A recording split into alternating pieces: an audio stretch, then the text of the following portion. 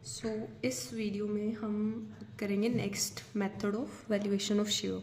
हमने पिछली वीडियोस में जो करा है वो फर्स्ट मेथड किया, उसका एक क्वेश्चन किया है। अगर आपने वो क्वेश्चन करे हों और तो आई होप वो सॉल्व हो गए होंगे। ठीक है, अब नेक्स्ट इसमें जो मेथड है वो है डिविडेंड यील्ड मेथड। इसमें बेसिकली 4 मेथड्स हैं, तो अभी हम सेकेंड वाले पे हैं। तो इस वाले मेथड में सिंपली ना वैल्यू ऑफ शेयर निकालना है। कैसे? इसका फॉर्मूला होता है expected rate of dividend upon में normal rate of dividend into में paid up value of the share. पिछला वाला क्या था? नेट एसेट अपॉन में नंबर ऑफ इक्विटी शेयर्स। ठीक है, सिंपल था। इसमें बिल्कुल सिंपल है।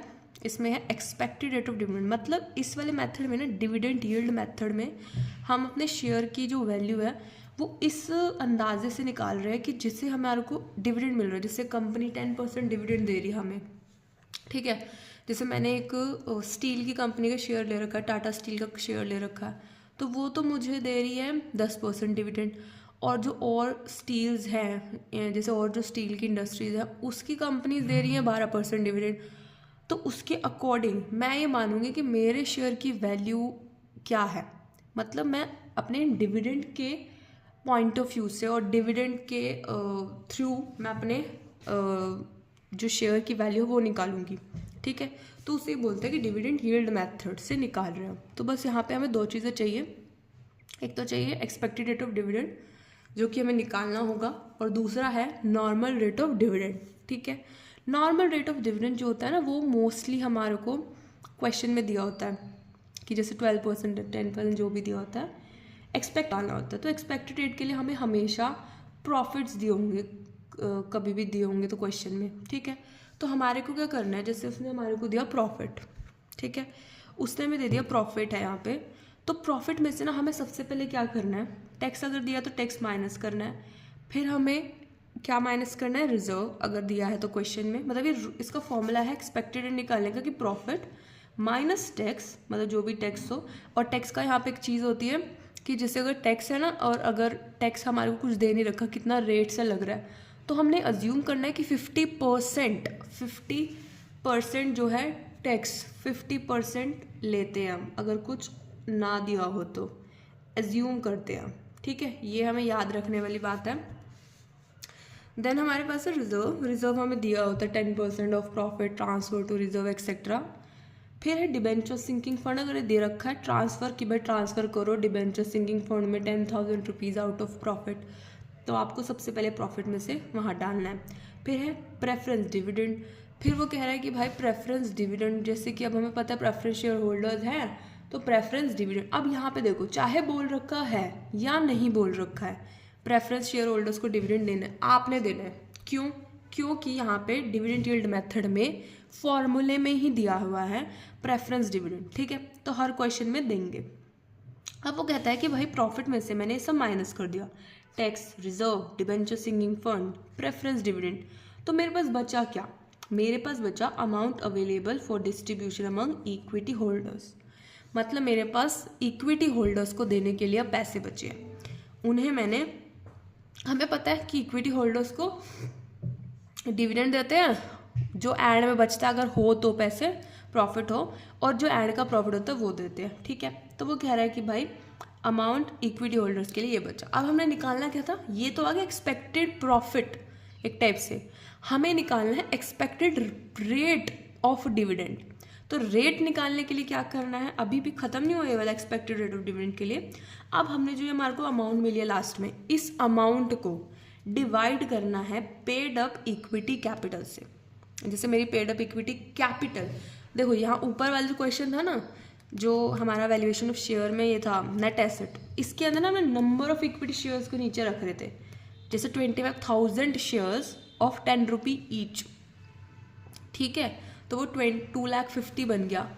बट यहाँ पे है 2,50,000 को ही लेना है, यहाँ पे कैपिटल को लेना है, शेयर नंबर ऑफ शेयर्स नहीं लेने। ठीक है, और उसको 100 से मल्टीप्लाई करना, क्योंकि हमें परसेंटेज चाहिए, तो हमारे पास डिविडेंड निकल जाएगा। ठीक है, अब हम आते हैं इसके क्वेश्चन पे। अब हमें फॉर्मूला समझ आ गया, अब बस हमें इसका क्वेश्चन करना है। हम करेंगे इसका एक क्वेश्चन जो कि प्रीवियस ईयर में भी आया हुआ है, बुक में ऐसा लिखा है।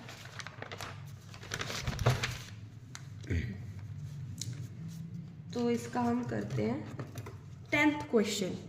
वैसे तो इसके सारे क्वेश्चन ईजी हैं, हम इसको करेंगे 10th क्वेश्चन, क्योंकि जो 10th क्वेश्चन है ना ये थोड़ा ट्रिकी सा है, थोड़ा, वैसे तो ईजी है भी, ठीक है।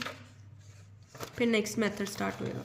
तो देखो 10th क्वेश्चन में क्या बोल रहा है, हम सबसे पहले देखें तो उसने 10th क्वेश्चन बोला है कि the paid up share capital of a company consist of 22,000 5% shares of 100 rupee each. मतलब एक कंपनी है, उसने उसकी जो शेयर कैपिटल है ना, उसकी शेयर कैपिटल कंसिस्ट करती है 2000 शेयर्स 5 रुपीज़ के 5% preference share of 100 rupee each. मतलब एक 2,000 रुपये के प्रेफरेंस शेयर है 100 रुपये वाले, एक 4,000 के शेयर्स हैं 100 रुपये वाले इक्विटी वाले, ठीक है। मतलब उसके पास दो टाइप की कैपिटल्स में डिवाइड है उसकी share capital. In addition to a fix dividend of 5%, वो कहता है फिक्स डिविडेंड जो मिलता है 5%, उसके एडिशन में the preference share holders are also entitled to participate in the profit up to 4% after payment of a dividend of 10% on the equity share holders. See यहाँ क्या बोल रहा है, ये इंपॉर्टेंट लाइन है। वो कह रहा है कि देखो प्रेफरेंस शेयर होल्डर को हमें पता है डिविडेंड तो मिलता ही है, तो वो कहता है उन्हें 5% का फिक्स डिविडेंड मिलता है। अब वो कह रहा है कि इसके साथ साथ they are also entitled to participate in the profit up to 4%। वो कह रहा है कि भाई 5% तो उसको दे दो, देना ही देना है सबसे पहले। वो कहता है कह रहा है कि अगर प्रॉफिट बचता है तो आप 4% और दे दो उसे प्रॉफिट में से हिस्सा। कब बट कब देना है, देना तब है जब आप इक्विटी वालों को 10% दे दो। मतलब सबसे पहले हमने 5% देना है, फिर हमने 10% देना है इक्विटी वालों को। फिर भी अगर कोई प्रॉफिट बचता है तो उस प्रॉफिट में से 4% फिर प्रेफरेंस वालों को, और फिर जो प्रॉफिट बचता है वो हमारी इक्विटी वालों के लिए, ठीक है। अब वो कहता है कि any surplus profit being available to equity holder. अब वही है, अगर अभी भी कुछ एंड में बच रहा है तो वो इक्विटी वालों को होता है, हमें पता है। अब वो कह रहा है कि the annual average profit of the companies are 1 lakh rupees. मैंने बोला था कि हमारे क्वेश्चन में हमें दिया होता है प्रॉफिट, तो दिया हुआ है। After providing for depreciation and taxation and it is considered necessary to transfer 6,000 rupees per annum to reserve fund. सी रिजर्व में भी देना है हमें, पैसे ज़रूरी हैं। और उसने बोला है कि हमारे को जो 1 लाख रुपए आए हैं वो हमने डेप्रिसिएशन भी दे दिया है, टैक्स भी दे दिया है, तो टैक्स भी नहीं देना हमें, ठीक है, बस एक रिजर्व देना है।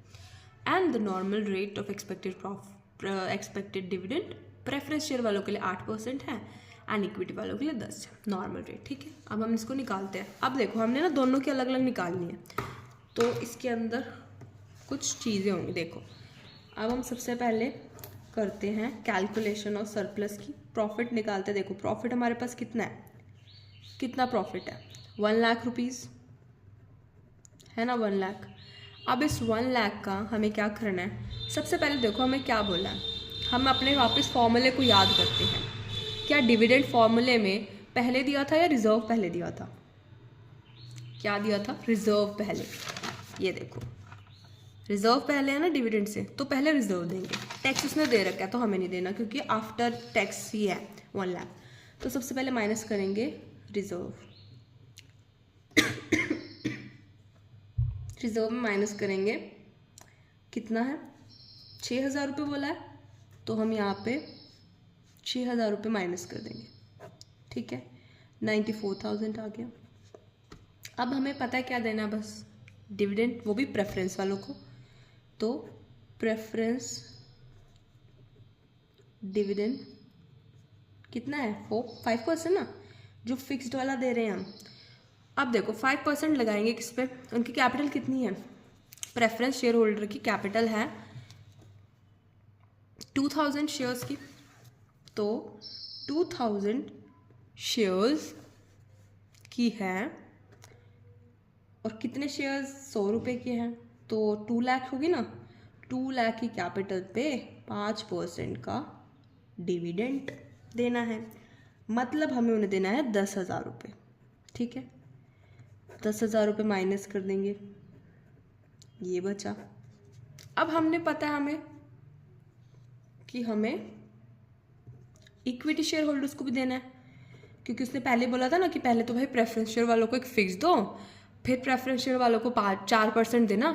कब देना?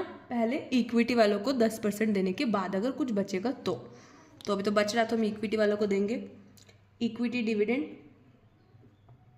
कितना देना है? 10%। अब उनकी कैपिटल कितनी है?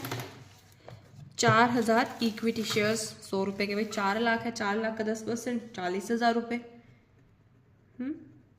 इसे माइनस कर देंगे, 44,000 बचा। अब वो कह रहा है, अब देखो उसने हमें बोला था ना क्वेश्चन में कि कुछ पैसे बचे तो भाई इन गरीबों को भी दे देना।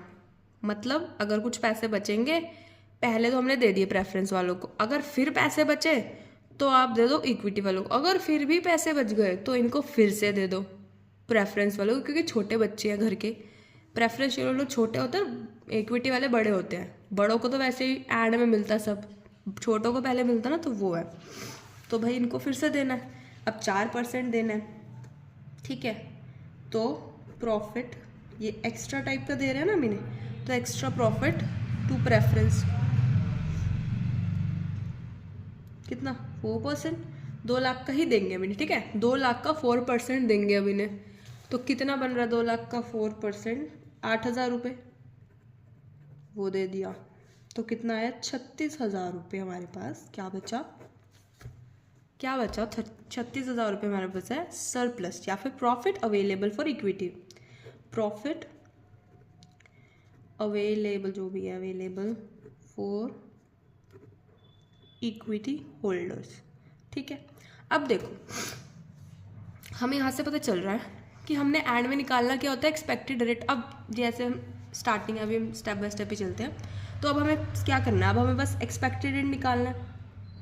हमें expected rate of dividend, sorry rate निकालना था ना, एक्सपेक्टेड रेट ऑफ डिविडेंड। अब किसके लिए निकाल रहे हैं हम? हमने तो क्वेश्चन में जर्नल पढ़ा था कि जितना प्रॉफिट होता है इक्विटी वालों के लिए वो डिवाइड किस में कर दो? कैपिटल से। बट यहाँ पे तो 2 लोग हैं, तो हम यहाँ पे देखते हैं, हम पहले निकालते हैं फॉर इक्विटी, ठीक है, फॉर इक्विटी।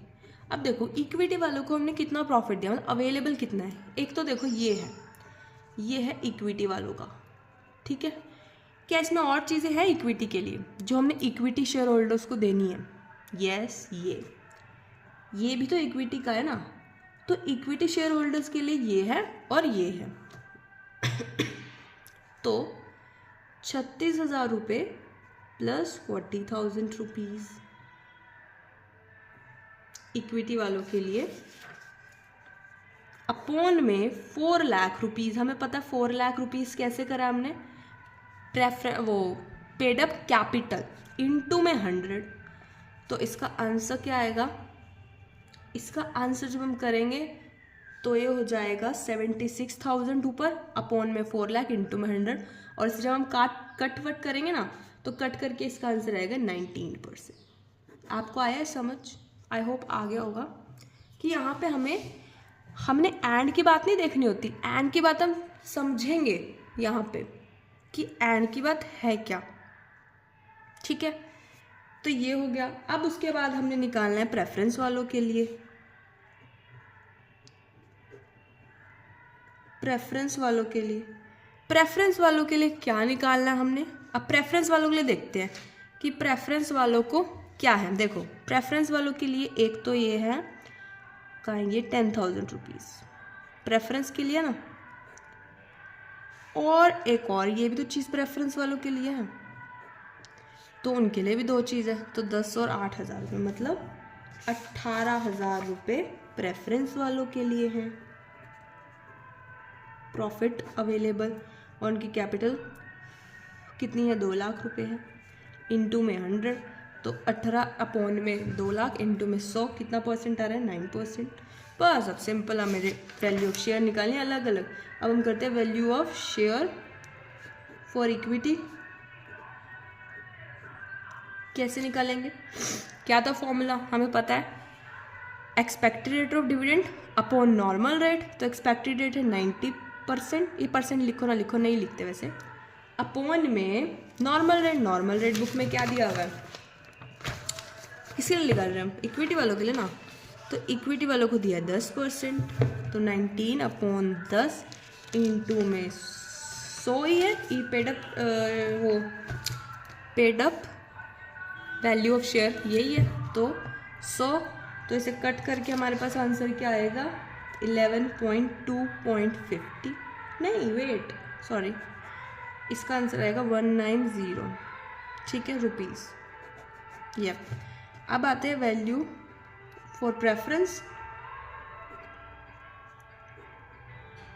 अब देखो प्रेफरेंस वालों को 9% है, अपॉन में 8% है बुक में, यहाँ 8% है उनके लिए, और अपॉन इनमें इसका भी 100 रुपये ही था, तो इसका डिविडेंड कितना आएगा? 11.250 रुपीज़। तो ये दोनों आंसर होगा इसका। ऐसे निकलेगा ये पूरा क्वेश्चन। ईजी, आप सब ट्राई करना, हो जाएगा। Thank you.